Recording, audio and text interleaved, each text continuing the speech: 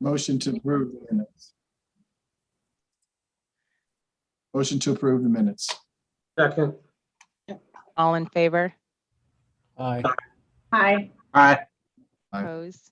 I'm sorry, I didn't get who motioned and seconded. I was trying to. Jimmy Negron motioned. Steve Dakin second. Thank you. Okay, it's rather rote for me to do that, so I moved right ahead with that. But the order of the agenda is the election of officers. I am moving on as the current chair, and we have a slate of officers that will we are entertaining, but we will also entertain nominations from the floor. But as the recommendation of the executive committee, Brad Limon would be board chair, Jim Negron vice chair, Pegeen Potts for secretary, and Sean Grant for treasurer. And are there any nominations from the floor?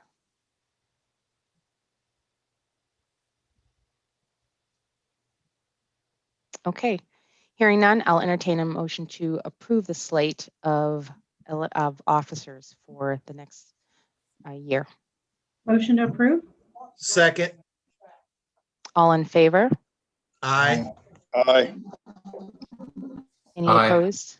I'm sorry, once again, I can only see who's talking since I'm the, No, that's okay. I was going to note who motioned Okay. and who seconded. thank you, I appreciate that. Can you reconfirm who made the motion? Yes, this is Nicole. I made the motion. Thank you, Nicole. And Nope. who seconded? Dorsey Hager with the second. Thanks, Dorsey. Okay, and I heard aye, so, and no opposition, so the motion passes. Oh, and there's the, if you could mark your vote as well, in addition to the verbal.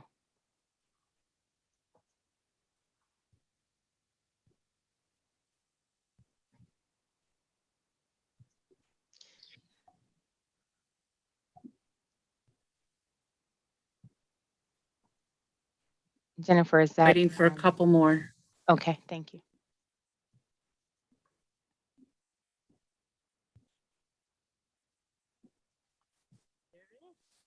Thank you. Thank you. Motion carries, and congratulations to the new board. I appreciate and work with all of you already. So this is wonderful, though a good transition to what's been for me an honor to serve as your chair for the past 2 years, including a good stint of that in the middle of a pandemic, which I will always remember. But thank you, and I appreciate the opportunity to serve and look forward to continuing to serve in the capacity of support for all of our wonderful initiatives. And with that, I will pass it on and pass the virtual gavel over to Brad Limon. Evelyn, I just want to say what a pleasure it's been to work with you the past few years. We really got to know each other a few years ago when we were doing the interviews for the new operator of the job center. That's And right. I distinctly admired your tenacity and professionalism, specifically when the incumbent provider turned in their bid 5 minutes beyond the deadline. And you know, your belief that they missed the opportunity, I agreed with wholeheartely. So you've been a real asset to the team, and look forward to working with you in the future. Thank you. All right. So with that, let's move on to our meeting minutes from our May 26th meeting. Give everybody a couple minutes to review those minutes.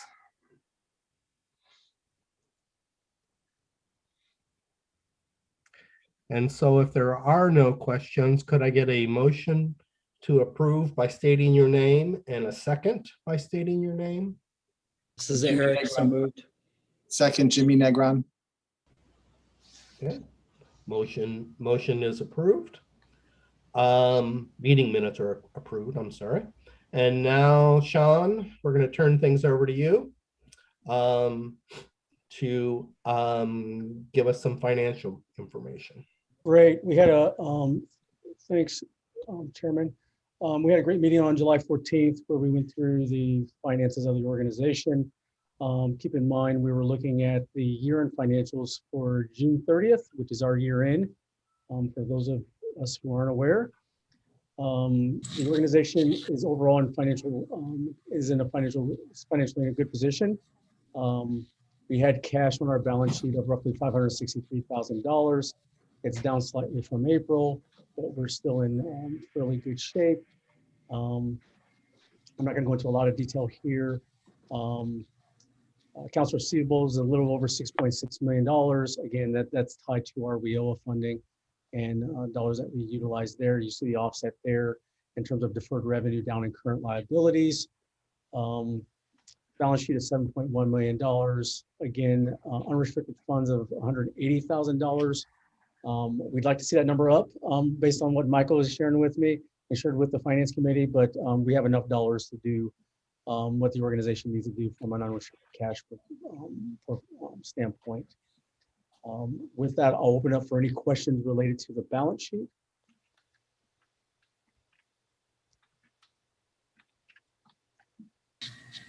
There being none, can we move to the income statement? Jennifer? All right, keeping in mind that this is our year-end statement. Revenues are on target, nothing out of the ordinary there. You see that we're at 65% of our proposed budget year to date. We did receive some additional dollars related to some special projects, and we had to carry forward from fiscal 2020 that impacted the amount of revenue that we've received in this fiscal year. We carried over roughly about $5 million $4 million in carryover from fiscal 2020. When we drop down to the operational, drop down to the expenses, we have the operational expenses, which are the expenses of the board, right? Salaries for our staff.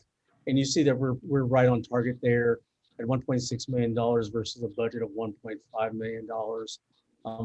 Slightly over budget, but nothing to be alarmed with. We had a position that wasn't budgeted that causes the variance in that number. All of the other expenses continue to be at acceptable variance levels. Operations of the job center, you kind of see where those costs are. It shows that we're 146% over budget, but a lot of that has to do with costs that were related to the renovation.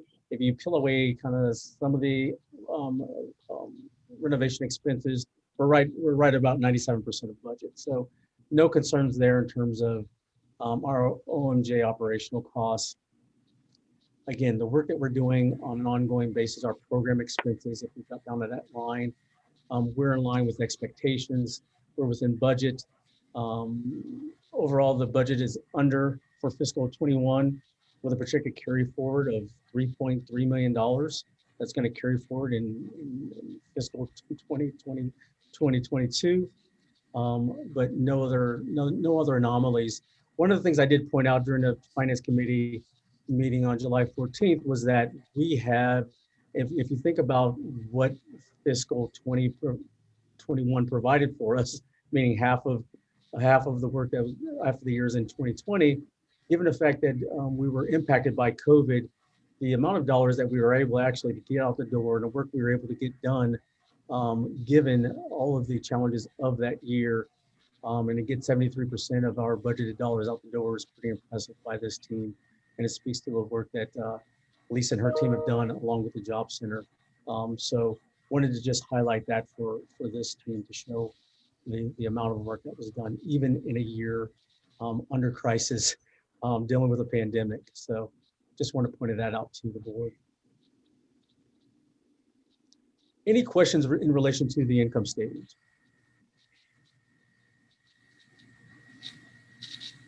If there are none, before we go on to the budget, I'd like to ask for a motion to approve the financial statements, please do so by stating your name and then asking for a second and stating your name.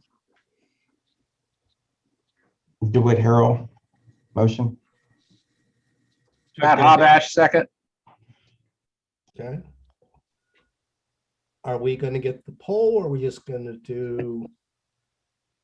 Well, does anybody have any questions or any discussion? And then we can take the vote.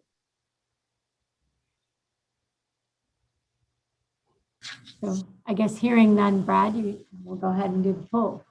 Very good. Okay. Mike, can you give us an update where you are on the budget process? Yeah, sure. I thought it was important because we approved the budget back in May and I mentioned at the time, we knew there was some additional money that was coming in through the city youth program and also Ohio to Work. And so it pretty much drastically or dramatically increased the amount of budget, but it's a lot of money coming in and being passed through. So while we approved the budget, I think we got like additional $10.5 million in revenues. So it basically went from like 9 million to 19 million. So it more than doubled our budget, but most of that money is going passed through, like I said, either to Ohio to Work or in most cases, the Ohio Youth money.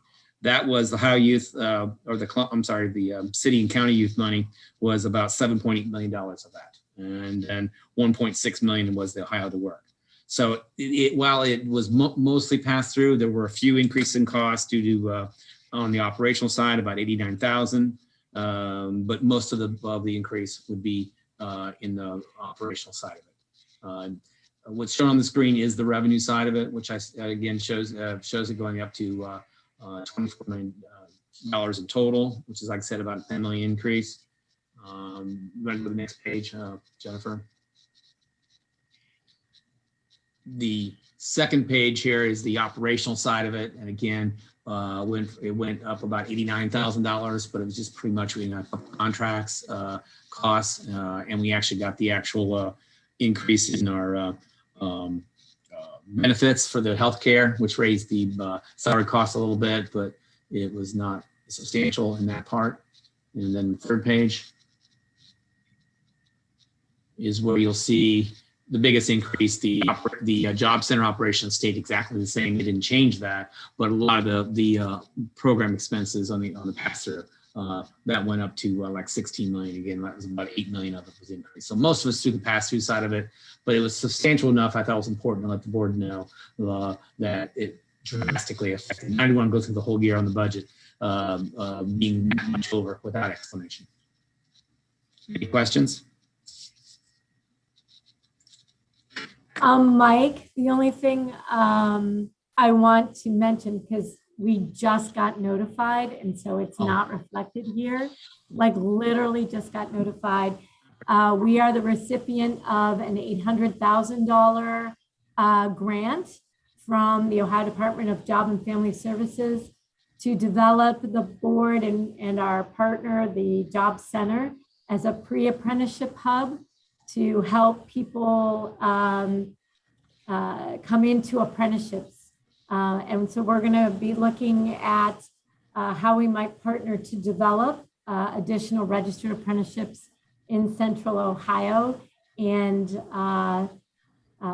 but through pre-apprenticeship programs. So we literally just got notified of that, and so it's not reflected here because we didn't even have time to put it on. So. It's a 2-year budget, so I don't think while it obviously affects a little bit more revenue and a little bit more cost, it's not going to be a substantial change like the youth and the Ohio to Work was. Okay, any other questions or comments for Mike on the budget? Okay, so let's move on to a resolution authorizing new account signatures. Because the officers have changed, we will need to approve signing authority for the bank account. And the resolution reads, Executive Committee recommends the approval of the following changes to the Workforce Development Board of Central Ohio's banking relationship with First Merits Bank, and new banking resolution to be prepared accordingly. change the approved signatories for account to Brad Lamone, Jim Negron, Lisa Pat McDaniel, and Sean Grant. Are there any questions about this resolution or comments that want to be made?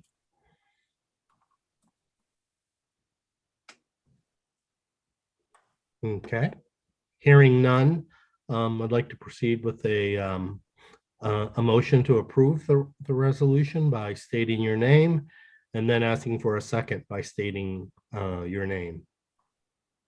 This is Eric, so moved. This is Quentin. I'll second.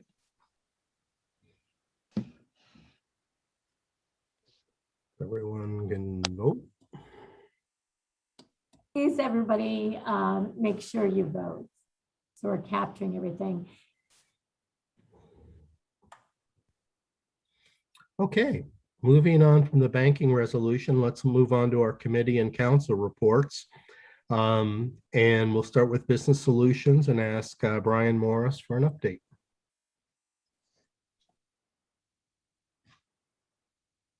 You know what? Brian has not joined the meeting yet. Here, he's here. He just, there he goes. Oh, okay. I am here. I'm sorry, Brian. That's right. No, that's how little charisma I actually have. So anyway, we are still, and Nicole and I have been working with the staff, the business solution staff, to work through specific metrics. And we've got, the staff had proposed a set of things that we could measure up in terms of business contacts, business outreach, a whole range of kind of things that we're going to look at.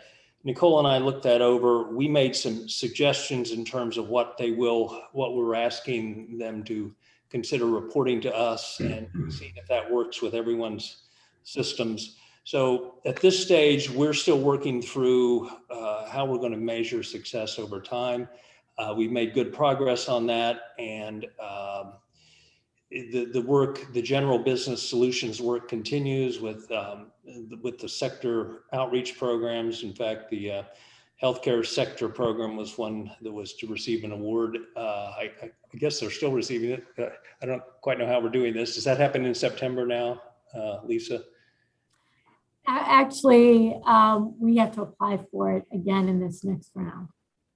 All right. Okay. So anyway, the work continues. We're really focused now on how we're going to measure success, and we're getting closer to figuring out exactly how staff will report outcomes to not only the committee but the board as a whole, and then ultimately what we'll be reporting publicly. So that process continues.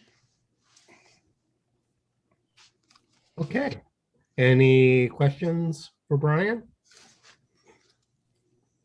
If none, we'll move on to the Job Center Committee. And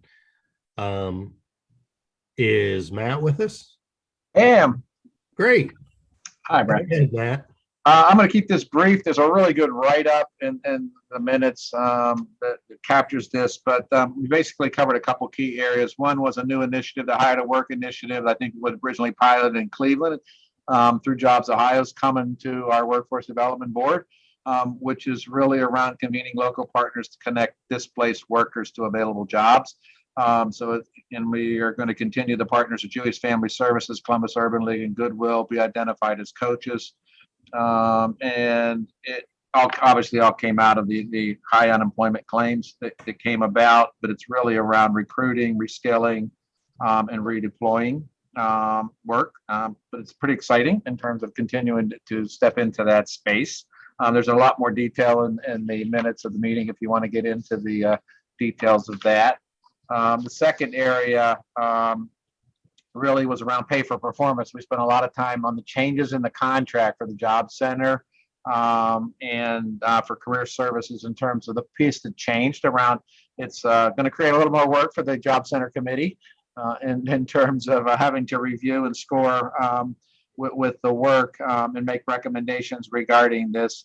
And this really was basically, I think, a rework in the contract with Lisa to really put a performance, plan in place for, and not just basically guaranteeing people profit in the world of the job center, but to really, look at this from a schedule of how well they are performing. So I think this is a wonderful addition to the contract, even if it does mean more work for our committee in terms of looking at it. But I think it's an amazing thing to do.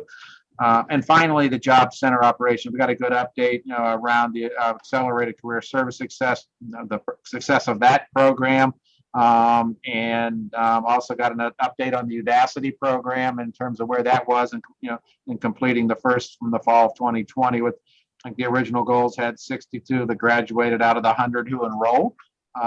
And we also saw 9 from WIO trainings, 9 people enrolled and 7 graduated. So we're doing well. The next Udacity 2.0 starts yesterday, July 27th through January 11th. And so that's moving forward. And then we got an update on the reemployment services of eligibility assessment reset program as well.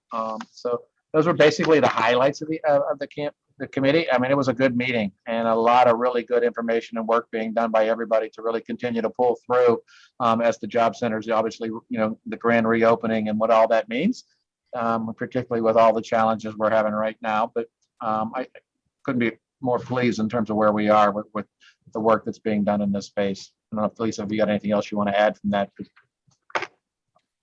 Thanks, No, Matt. only we're going to have more work for you coming up, Matt. So That's right. that's a great summary. Thanks. I just personally find pay for performance very exciting. I know what it does in private industry, and the benefits it creates for everybody. And so I'm really anxious to see how it plays out here with the job center. Okay, Jim, do you want to jump into the youth committee report? Absolutely. So the youth committee met in June and had what I thought was another very productive meeting. We talked about the AMP in-school and out-of-school performance center, data cleanup, also our summer jam, credit recovery and work experience, and also from the past foundation smart skills program, and then also the City of Columbus youth diversion program. Some of the other things that we had touched on, and just developing methods to initiate external feedback in our service delivery model. And then we also had what I thought was a really discussion about if funding was an issue, what would we do differently in the AMP program, and why would we do that?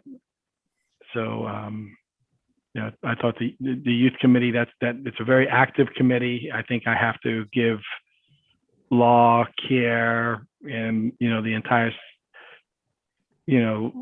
workforce administration credit, because I think this is an area where we are really on the forefront of what's happening and where the opportunities are, and then how we need to pivot to deal with the situations that have come up, the different dynamics of situation during COVID, post-COVID, and then what we're looking at in the future, and then trying to figure out how we're connecting with our partners and create measurable results on both the partner side and then the employee side. Kind of an oversimplification, but I think that's a good high-level summary for the board. I don't know if you agree with that, Lisa. No, I absolutely do. And Jim, I just want to take this opportunity to thank you for chairing this committee, because although you're going to remain on the committee, since you are now vice chair, Steve Dakin will take over as the committee chair. Okay. But we've really appreciated you leading this. So. Yep, my pleasure. Thank you. Back to Okay. you, Brad. All right, Bo, we'll let you finish up the committee reports with the Workforce Advisory Council. All right, good afternoon, everyone. So we continue to make progress with the Workforce Advisory Committee. As you know, we worked with Fraser Hyvee to establish a strategic plan. Out of that came 3 goals: leverage collaboration for client benefit, activate shared programmatic priorities, and meaningfully measure success. And under each of those goals, we have 2 to 3 strategies. And so we wanted to create work groups around each one of those goals so that we could really drill down and follow through on the implementation of our strategic planning goals. We wanted to make sure that this went beyond just the executive directors of each of our organizations, which we have the buy-in from those executive directors, but we wanted to make sure we drilled down into the organizations and that each of our staff members understood that we as executive directors have bought in, and we expect this type of collaboration among our staff and our organizations so that we can truly realize the benefits of a collective impact model. So on June 3rd, we had a meeting where we invited our staff members who are working in the workforce development space to be a part of this virtual meeting where we went over the strategic plan. We went through the goals and the activities, and we asked each of the strategies to be presented by a different member of the partnership. So we wanted all of our staff to see each of us actually leading and talking about the strategies and what we're committed to.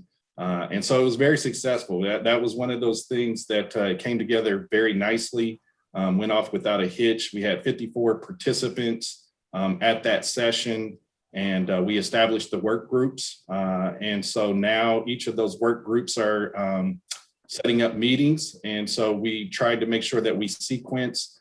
There will be 3 different work groups working on those 3 different goals. And then we've asked that the sequence be earlier in the month so that we could then, and they'll meet monthly or as necessary. And then we have a steering committee that is made up of both the co-chairs, the staff, and then the co-chairs for the Workforce Advisory, which is Beth Gifford and I.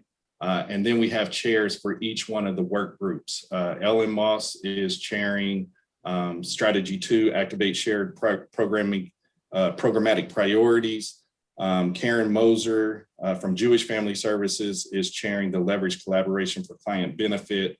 And then Beth Gifford is chairing the Meaningful Measure of Success. And so we had that steering committee meeting and have now set the schedule for all of the work groups. And again, trying to make sure that we sequence it so that I can give a report out at the governing board meeting. So when I took this on, I was thinking of the 1 meeting, but now that has quickly become 3 meetings. But this is very important work, and I'm very pleased with the progress we've made so far. So with that, and let me say this, thank you to the staff and especially to Kier for his leadership and Stephanie, and to Jennifer. You take very detailed minutes. If you really want to know where we are in this initiative, you can read it right there in the minutes. She did a very good job of outlining our conversation. So thank you, Joy. I'm sorry, Jennifer. Well, thank you for what you're doing with your group. It's all important work, whether it's 1, whether it's 3, it's all about getting the job done. And again, thank you for your efforts. At this point, let's turn the meeting over to Lisa to get a CEO update. Well, thank you. We are going to do a couple of things today. The main, though, is I'm going to give you an overview of items that are related to workforce that were in the current state budget that was signed by Governor DeWine. So Jennifer, if you can advance the slide. There you go. So the first and maybe most exciting for all of you is that the Ohio Workforce Association, of which I'm a part, and I just got elected vice president or vice chair, actually. We went and asked that we be allowed to continue to have that ability to have virtual meetings for our boards when necessary. And we were successful. In fact, I'm sorry for, sorry, not sorry to other statewide organizations who tried to get the same thing into the budget. And for some reason, they all got taken out, but we stayed in. So part of that, I think, is because WIOA, the actual federal law, encourages that boards have the ability to meet virtually. So we have to, though, in order to do it after 90 days after the budget is when the rule takes effect of the legislation. So that means by October 1st, this board will have had to adopt a policy around having virtual meetings and make that public. And we are working on that now. We will bring it to the September meeting. But basically, next slide, Jennifer. Okay, here are the things we'll have to consider.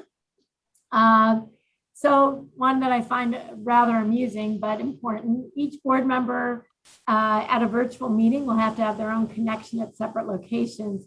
So you aren't all allowed to get together and have watch parties. For the board meeting. So yeah, no parties, so you can't collude, although I don't know how that stops people getting in the chat and talking about their votes or whatever, but so we can't go to Jim's and have pizza with this new pizza oven. And not unless we make that the official location and we all show up. Gotcha. Okay. So it does allow for both video conference and teleconferencing.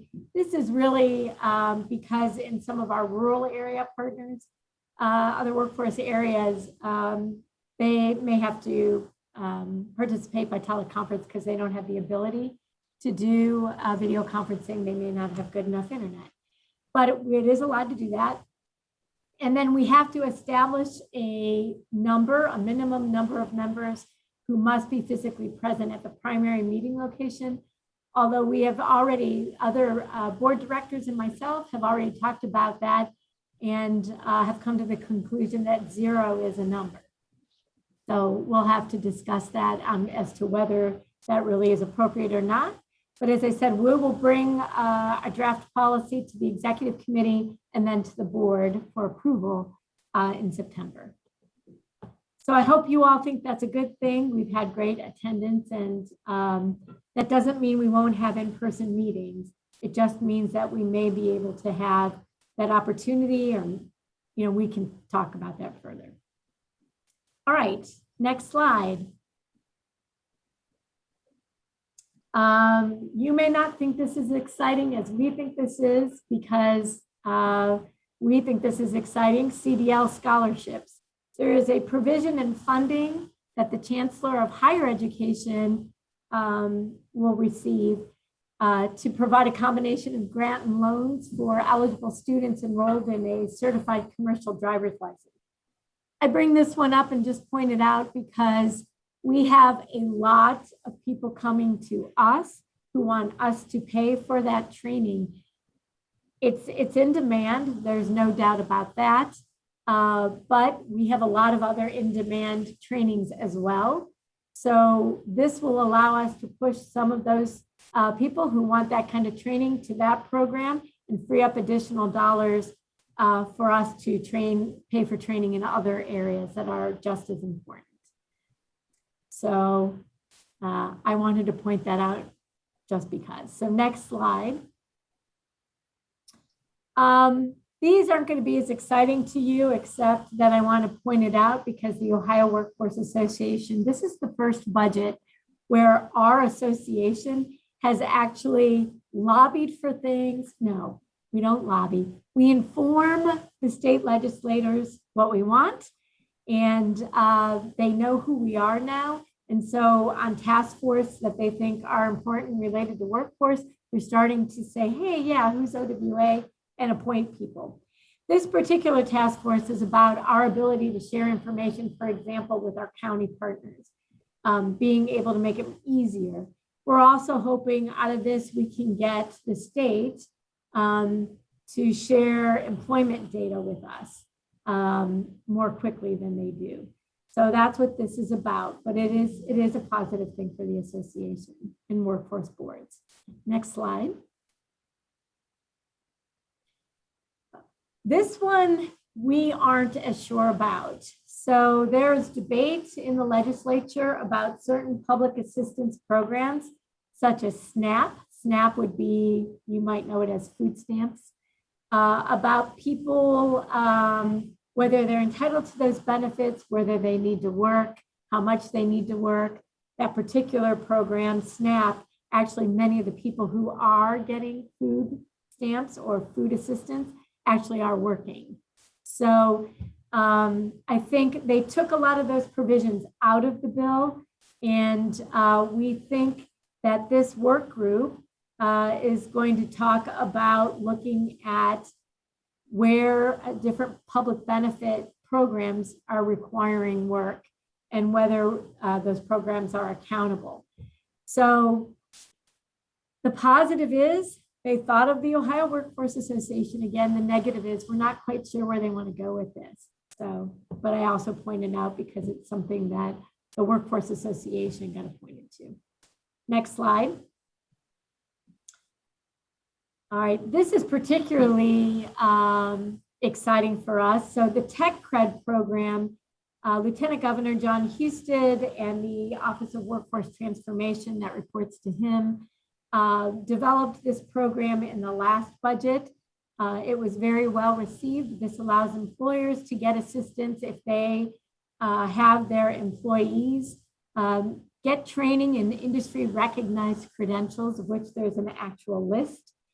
The good thing about this is we have incumbent worker training dollars, and we're in the process of doing our very first grant or agreement for that. But this also allows, this expands our ability to work with companies to get assistance to train their own employees. So that's a positive in the world of workforce.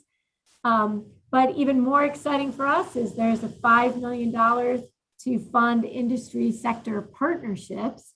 We applied for the first round. Most of that money went to the manufacturing partnerships that were already set up around the state. This particular next rounds over the next 2 years of the biennium are for new collaborations.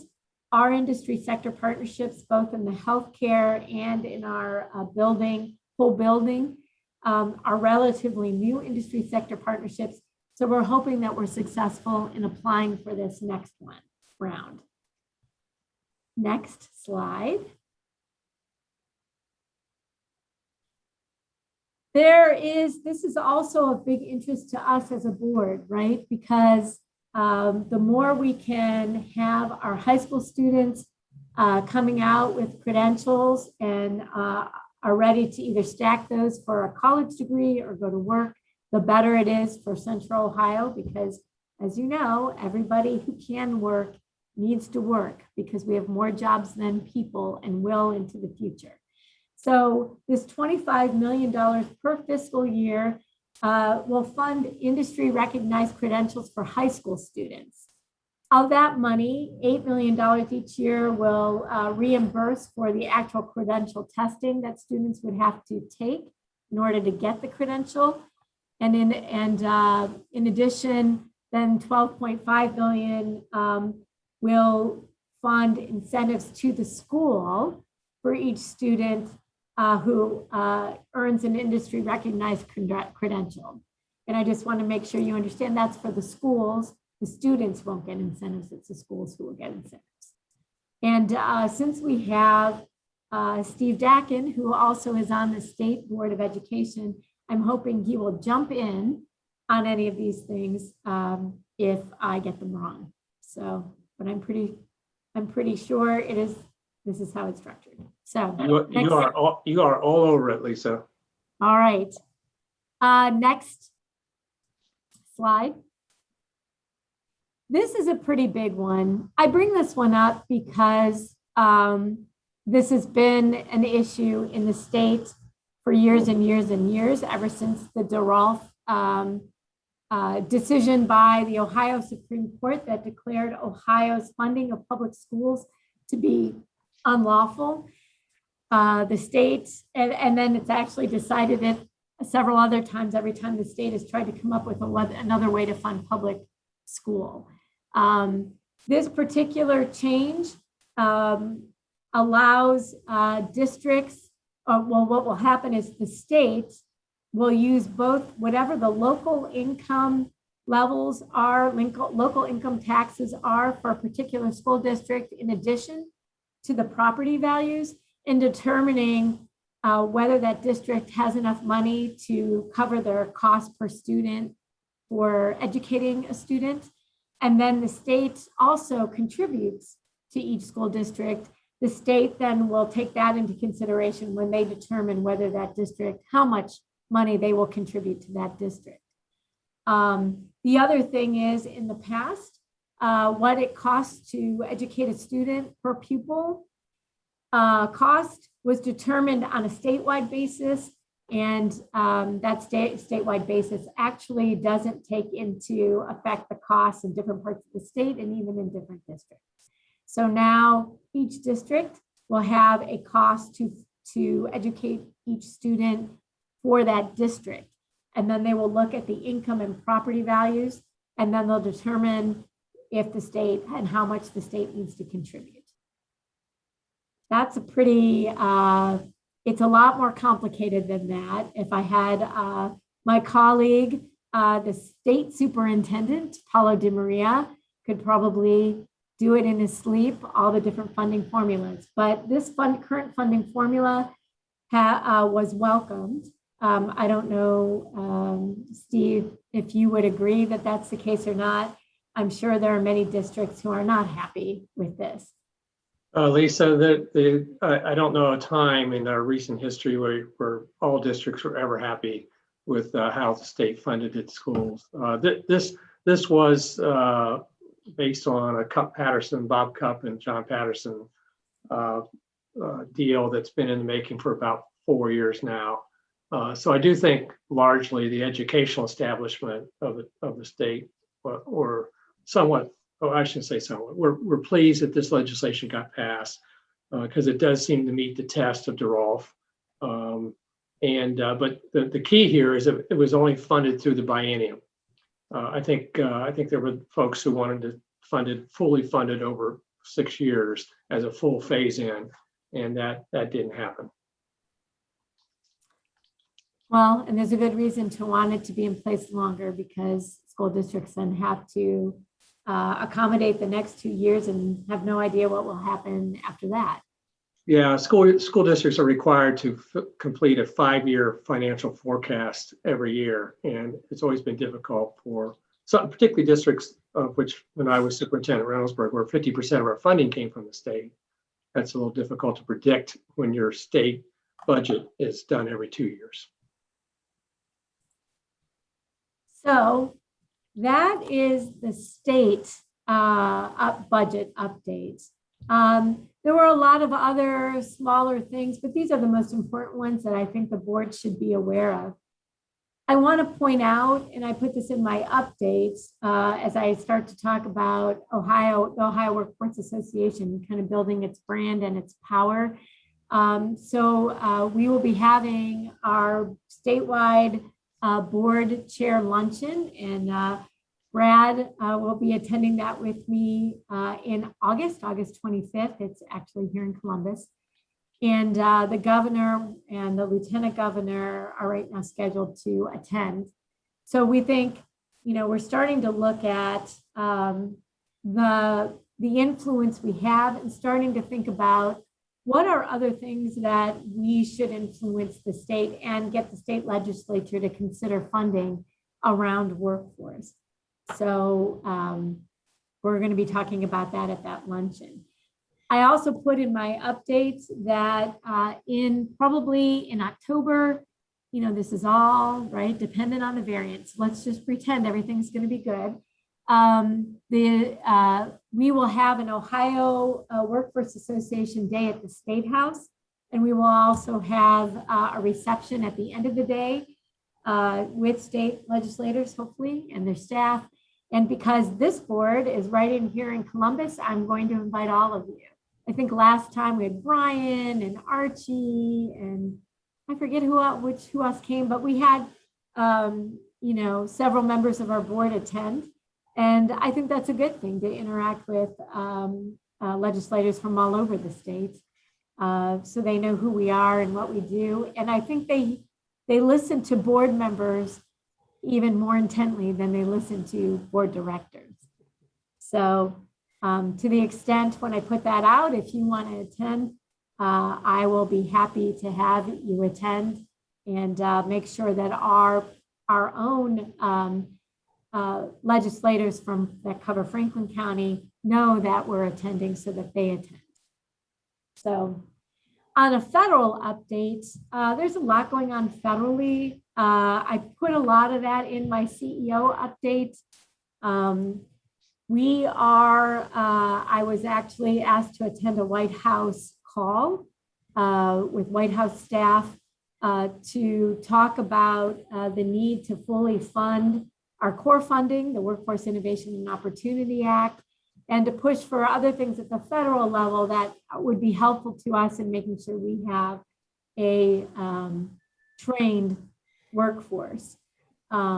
So, you know, things are moving. I'm not going to go ahead and brief you because things are just moving too fast, and there were changes even this week. So I will keep people updated. If we have an opportunity to make, you know, have some influence, I would encourage us to think about over the next year, inviting either one of our senators, although right now Senator Portman is losing his cachet fast, unfortunately, because he's not running again.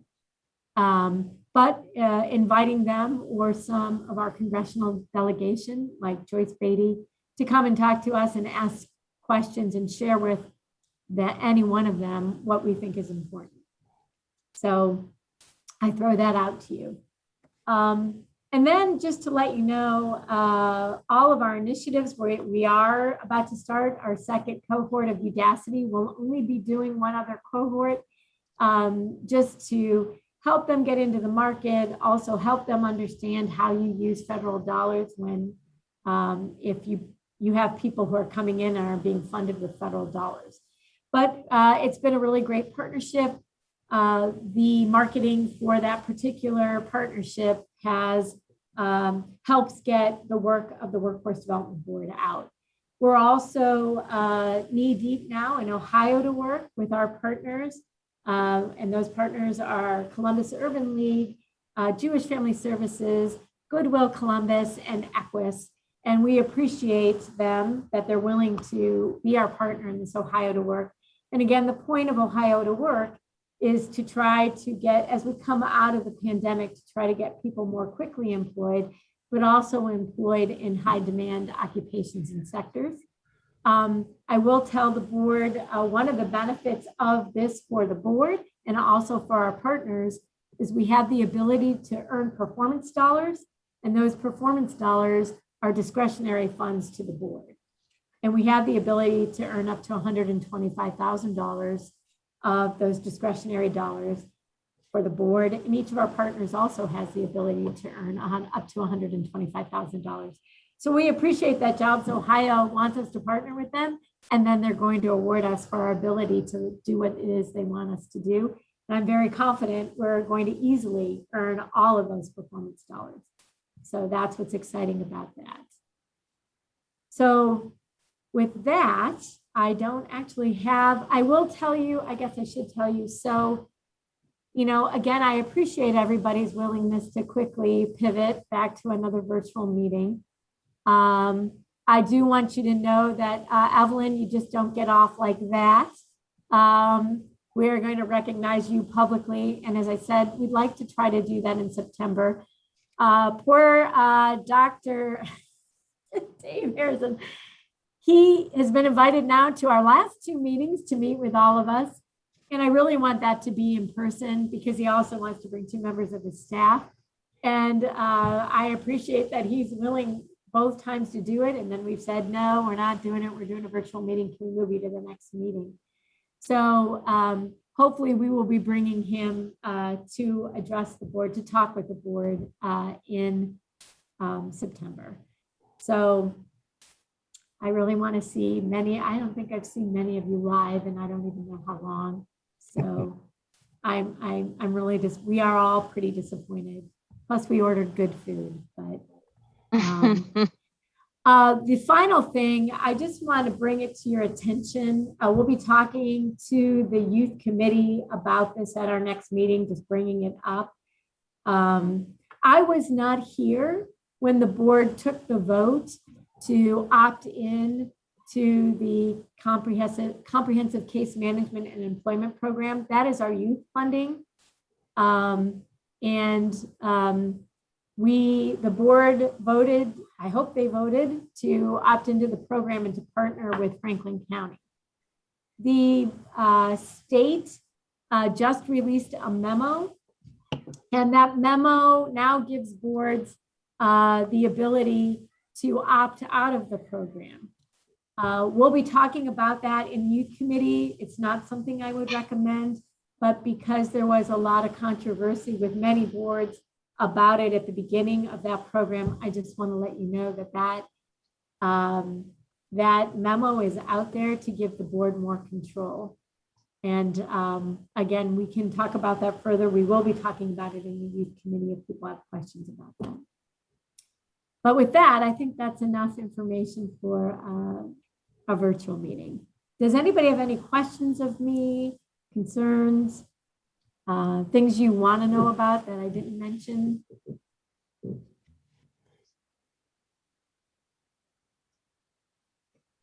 I'm comfortable with silence. I teach a class, you know, at Ohio State. Well, since there's silence, let's check to see if there's any old business that anyone would like to bring up.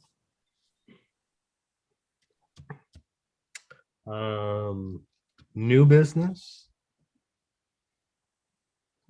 Pretty quiet group this afternoon. A reminder that our next board meeting is September 28th, and hopefully it will be in person so that we'll get to eat this delicious food that Lisa and her team had ordered. Which I might add was from Cameron Mitchell. Just want to throw that out there. It was going to be Cameron Mitchell food. Wow. Doc. There's no bill coming? No. They're going to let us, yeah, they're going to let us push it. Okay, if no one has any additional comments to make, thank you for attending our board meeting, and this meeting is now adjourned. Thank you, everybody. Hey, everyone. Thank you. Stay safe. Thank you. Everybody have a great day. Bye. Congratulations again to the new officers. Yep. Congratulations, Brad and Evelyn. Thank you so much for your great work. It's really appreciated. I really appreciate that. Thank you, Jim. You're here. Congrats, Evelyn. Job Thanks. well done. Thank you. Take care. Thank you.